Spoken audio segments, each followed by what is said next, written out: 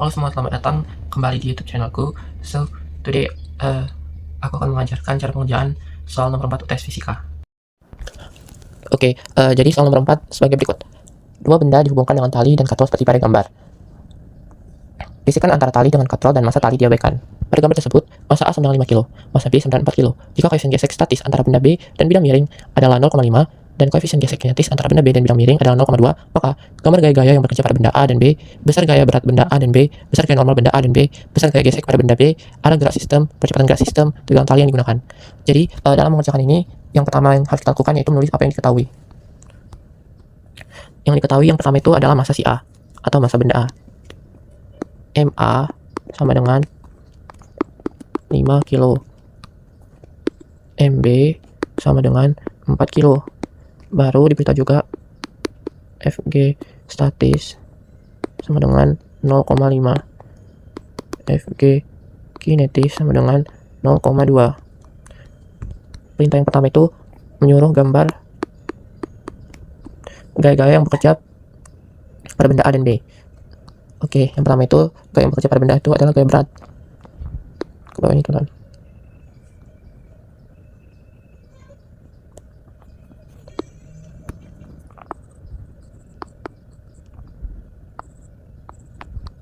Kalau misalnya pada bidang miring seperti ini, gaya berat akan ada seperti ini.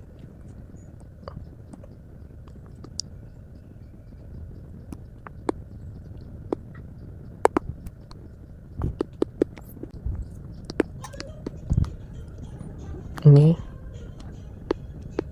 mesin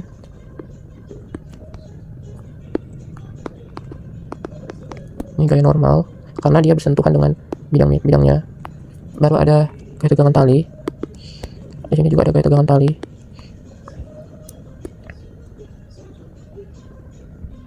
Sini juga ada gaya gesek.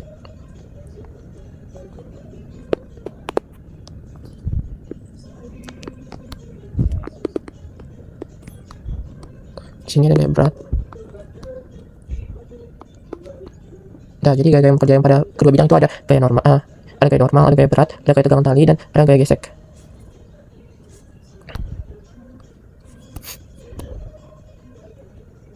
Dan selanjutnya kita akan mengerjakan soal yang kedua, itu besar gaya berat benda A dan B. Jadi rumus gaya berat itu massa dikali gravitasi, M kali G.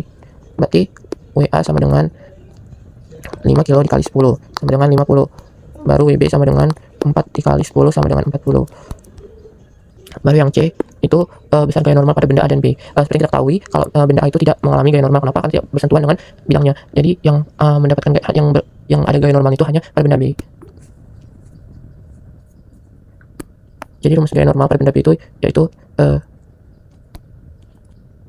dan sama dengan, karena yang perlawanan itu W cos 37, jadi rumusnya itu sama dengan W cos 37. N sama dengan tadi yang kita dapat dari WCB itu 40 cos 37 itu sama dengan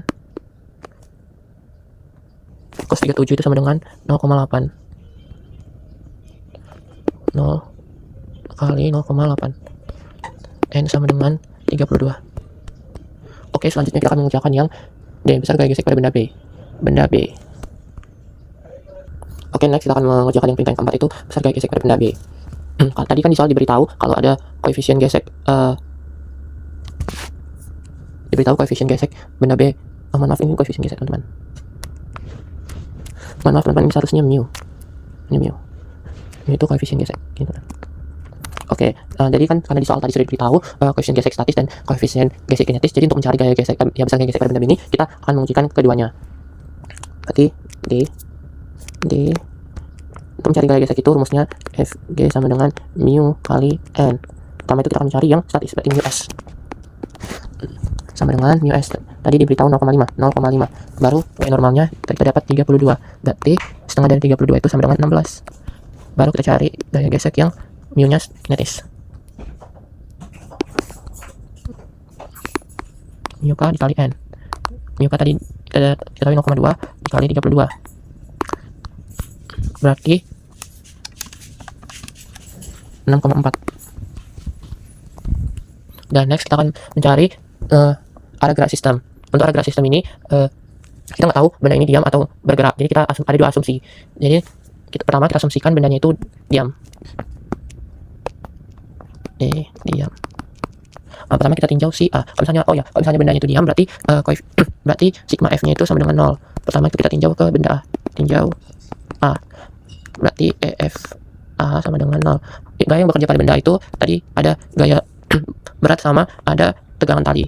Berarti WA dikurang T. Kenapa dikurang? Karena mereka berlawanan, sama dengan 0. Tadi diberitahu kita sudah dapat WA-nya itu atau gaya berat benda A itu sama dengan 50. 50 dikurang T sama dengan 0. 50 sama dengan T. Baru kita tinjau benda B. Tinjau B. Sama seperti tadi, kita akan menulis gaya yang bekerja pada benda B. Kita lihat gaya yang bekerja pada benda B. Kalau kita asumsikan bendanya itu ke atas. Berarti gaya yang bekerja itu ada gaya gesek, ada gaya berat, yang ini, sama ada gaya tegangan tali. Berarti T kurang W B sin 37 dikurang F gesek sama dengan 0. Tadi kita sudah dapatkan si T nya itu ada 50. Berarti 50 kurang WB nya tadi kita ketahui sama dengan 40. 40 sin 37 itu 0,6 atau 3/5 dikurang F geseknya. Tadi karena kali ini kita asumsikan diam, berarti kita menggunakan F gesek yang statis, yaitu 16. 50 kurang 40 kali 0,6 itu sama dengan 24. Kurang 16 sama dengan 0. 50 kurang 40 dengan 0. 10 tidak sama dengan 0. Berarti asumsi benda ini diam itu salah, teman-teman. Berarti kita ke asumsi yang kedua, itu bendanya bergerak. Kalau benda bergerak berlaku oke, sekarang kita akan mengasumsikan benda itu bergerak. Kalau misalnya bendanya bergerak, berarti sigma F nya sama dengan M dikali A. Pertama kita tinjau si benda A. Kita lihat gaya yang bekerja pada benda A itu ada gaya tegangan dan gaya berat. Berarti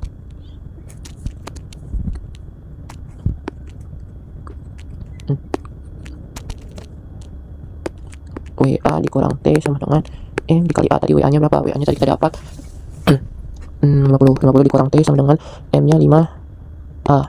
Berarti T sama dengan 50 dikurang 5A.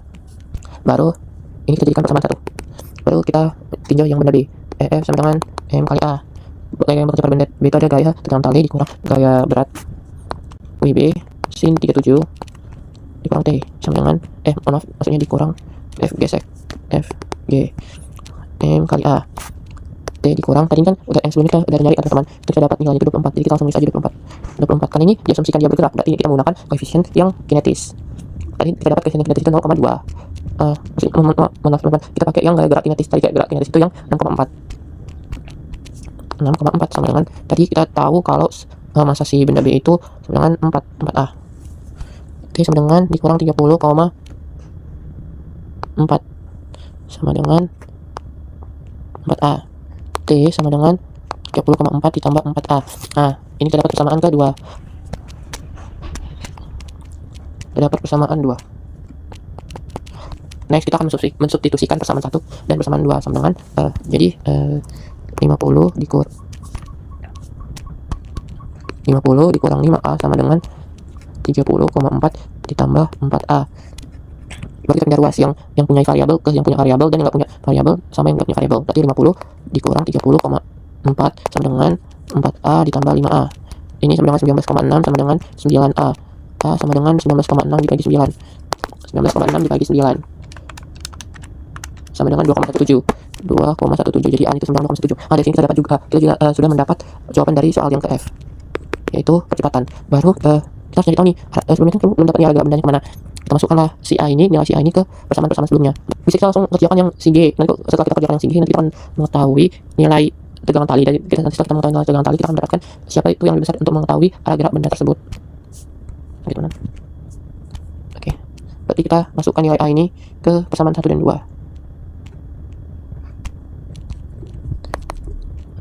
T sama dengan ini sekalian menjawab soal yang G.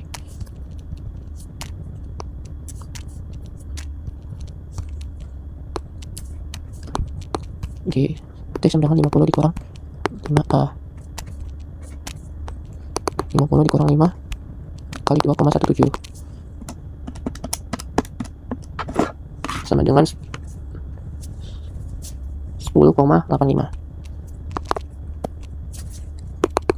50 dikurang 10,85 sama dengan ini dapat 10,8 aja teman-teman. 10,9 aja. 10,9 berarti sama dengan 39,1.